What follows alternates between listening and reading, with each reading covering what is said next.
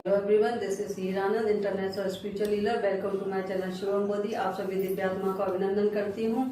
Mission ज्योतिष में आप सभी का स्वागत है। साथ ही हमने शुरू किया है ज्योतिष को कैसे पढ़ा जाए। पहले भी हमने वीडियो बनाया था जिसमें बात की थी, क्योंकि प्रॉब्लम इतनी सारी है कि लोगों को अपना हॉरोस्कोप पढ़ना नहीं आता है और जिस वजह से हम बहुत सारी प्रॉब्लम में फंसे रहते हैं, क्योंकि पता ही नहीं होता कि हम किसी के पास जाएं और वो सही हमें राय देगा कि नहीं देगा। इसलिए हमने सोचा कि क्यों ना हम इस वीडियो के माध्यम से आपको समझाने की कोशिश करें कि किस तरीके से अपने हॉरोस्कोप को पढ़ा जाता है। पिछले वीडियो में हमने बात की थी कि हॉरोस्कोप होता क्या है, कैसे बनता है, किन किन चीजों की उसके लिए हमें जरूरत पड़ती है।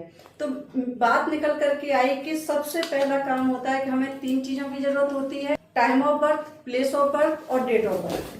अगर इन तीनों में से कोई एक चीज नहीं है तो हमारा हॉरोस्कोप बनकर नहीं आ पाएगा, हमारी कुंडली प्रॉपर नहीं बनेगी। इसलिए इन 3 चीजों की जरूरत होती ही होती है। अब इसके आगे बात करते हैं कि ज्योतिष कैसे काम करता है। साथियों, ज्योतिष 3 चीजों पर काम करता है। इसके मेन 3 स्तंभ होते हैं: हाउस होते हैं, ग्रह होते हैं मतलब प्लैनेट्स होते हैं, और राशियां होती हैं। इन 3 चीजों पर ही पूरा का पूरा ज्योतिष होता है, जो कि हमारे पास्ट, प्रेजेंट और फ्यूचर को बताता है। इसी से ही हम लोग अंदाजा लगा पाते हैं कि जातक का जन्म किस लिए हुआ, क्यों हुए, क्या उसको प्रॉब्लम होने वाली है, या आगे आने वाले भविष्य में उसका जीवन कैसा रहेगा। वो सारा का सारा हमारा इसी कुंडली के आधार पर हम जानकारी प्राप्त कर पाते हैं। हाँ, इसमें एक चीज बतानी बहुत जरूरी होगी कि मेरे कुछ भाई बहनों को ये मिसकंसेप्शन हो सकता है कि जिस तरीके से हम एस्ट्रोलॉजी सीख रहे हैं या जो हम बात कर रहे हैं, तो क्या हम पहली ही बार में हम अपनी कुंडली बना सकेंगे? नहीं बना सकेंगे साथियों, क्योंकि कुंडली अपनी बना पाना बहुत लंबा प्रोसेस है। इतनी आसानी से नहीं बनाई जा सकती है। हम सिर्फ कोशिश कर रहे हैं कुंडली को पढ़ा कैसे जाए।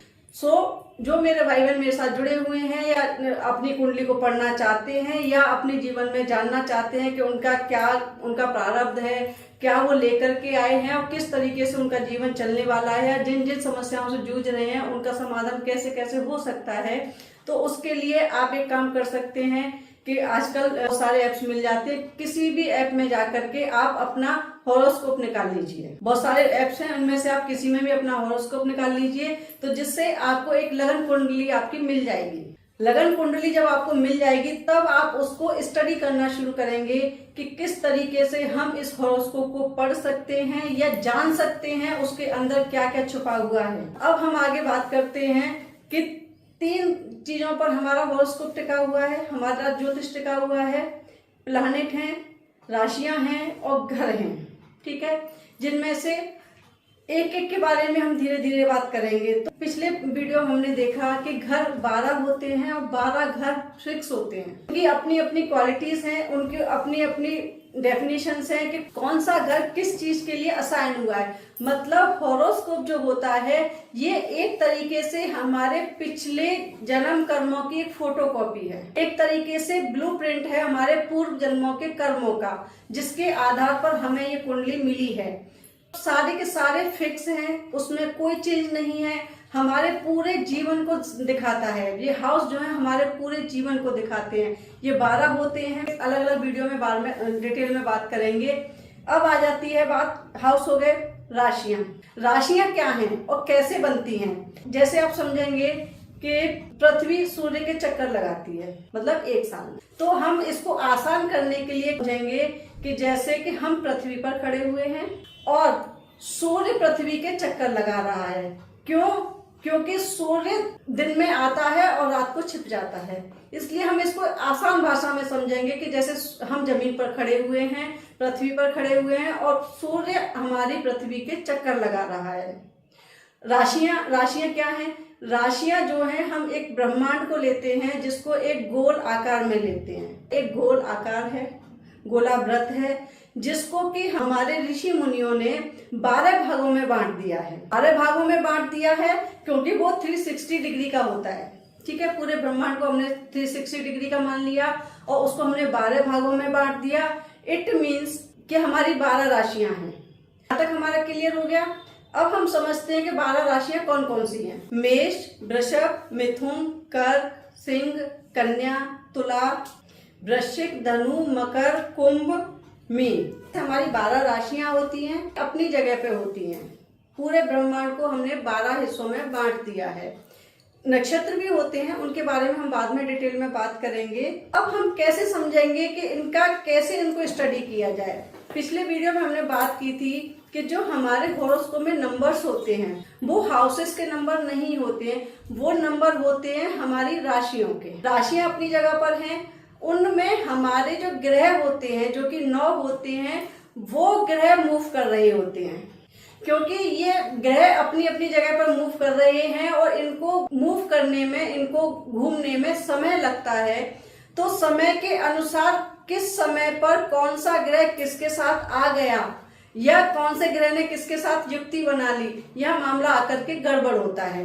तो अब हम समझेंगे कि राशियां कैसे पता चलेगी कि कहाँ कौन सी राशि आई।